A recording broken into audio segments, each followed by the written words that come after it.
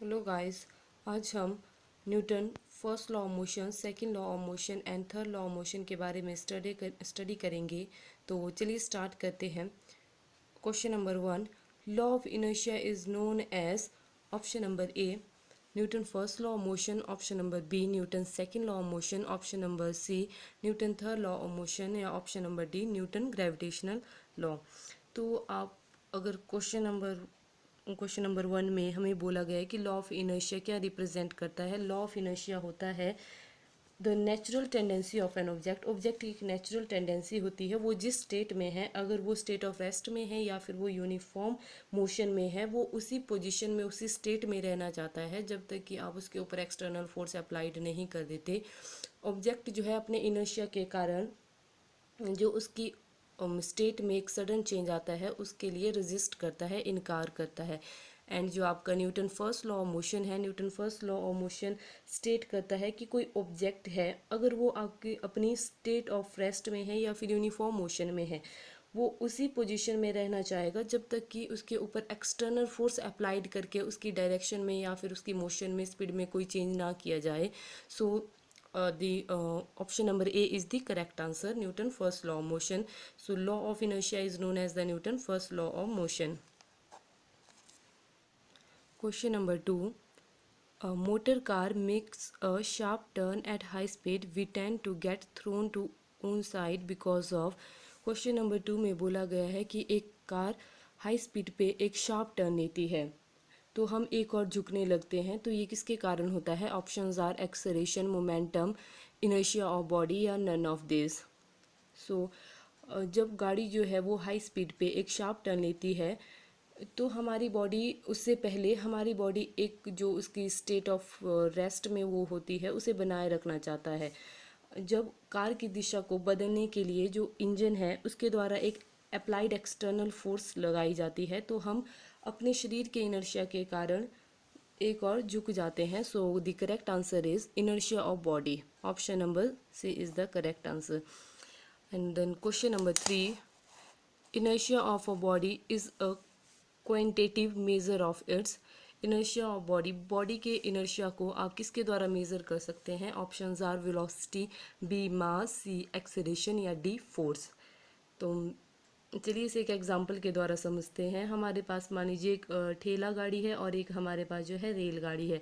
तो ठेला गाड़ी को चलाने के लिए हमें जो है कम जोर या फोर्स की ज़रूरत पड़ेगी, और जो हमारे पास रेलगाड़ी है उसे चलाने के लिए हमें ज़्यादा फोर्स अप्लाइड करना पड़ेगा, क्योंकि जो ठेला गाड़ी की कंपैरिजन में जो रेलगाड़ी है वो अपनी गति में कम परिवर्तन चाहती है, क्योंकि जो हमारे पास ठेला गाड़ी होती है, ठेला गाड़ी का मास जो है कम होता है और रेलगाड़ी का मास ज़्यादा होता है। जिस ऑब्जेक्ट का मास ज़्यादा होगा, जैसे यहाँ पे रेलगाड़ी का मास ज़्यादा है तो उसका इनर्शिया भी ज़्यादा होगा। तो inertia of a body is measure of its mass. जिस ऑब्जेक्ट का मास ज़्यादा होगा उसका इनर्शिया भी ज़्यादा होगा। Question number 4, momentum is a measure of। Options are A weight, B mass, C mass and velocity, and D none of these।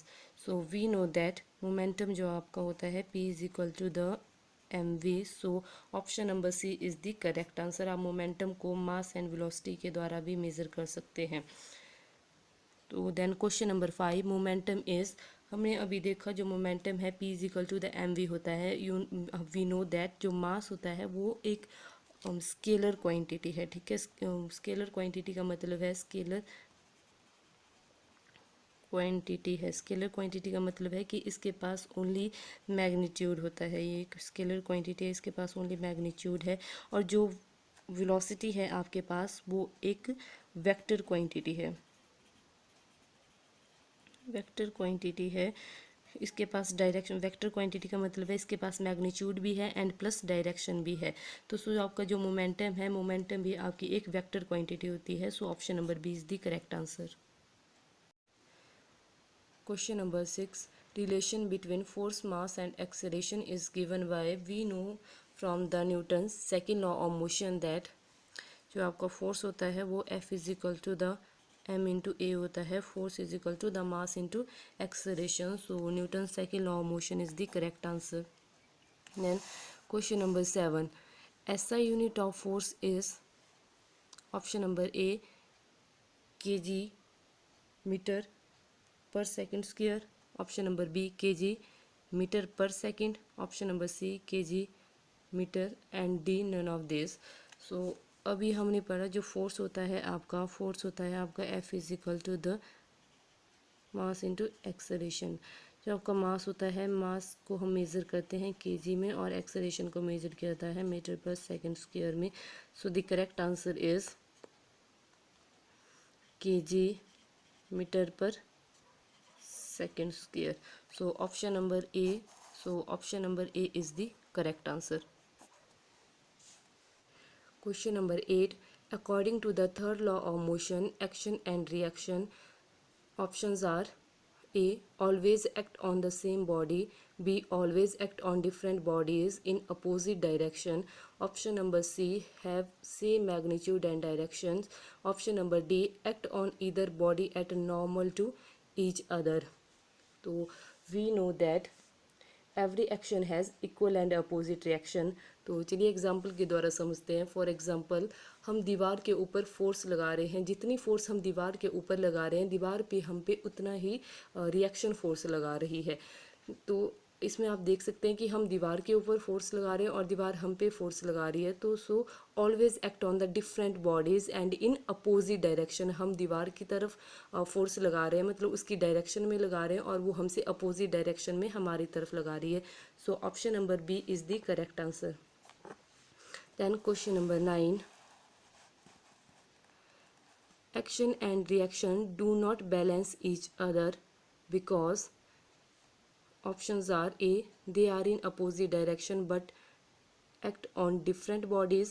B. They are in opposite direction but act on the same body. And C. Motion of body. And D. None of these.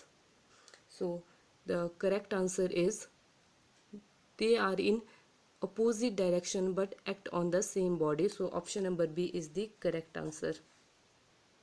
Question number 11. A batsman hits a cricket ball which then rolls on a level ground. After covering a short distance, the ball comes to rest. Question number 11 में बोला गया है कि batsman के द्वारा जो है cricket ball को हिट किया जाता है, देन क्रिकेट बॉल थोड़ा सा डिस्टेंस कवर करके रेस्ट की पोजीशन में आ जाती है। तो ये किस कारण से होता है? Options are A. The batsman did not hit the ball hard enough, and B. velocity is proportional to the force exerted on the ball. Option number C. there is a force on the ball opposing the motion. Option number D. there is a no unbalanced force on the ball, so the ball would want to come to rest. So ball जिस direction में distance travel कर रही थी तो उसी direction से ball के ऊपर भी एक अपोजिंग फ्रिक्शनल फोर्स लगती है। So the option number C is the correct answer. Option number C is that there is a force on the ball opposing the motion. So option number C is the correct answer. Question number 10. Rocket works on the principle of conservation of. Options are A. mass, B. energy, C. momentum, D. velocity. So जो आपका rocket है वो work करता है on the principle of conservation of the momentum. So option number C is the correct answer.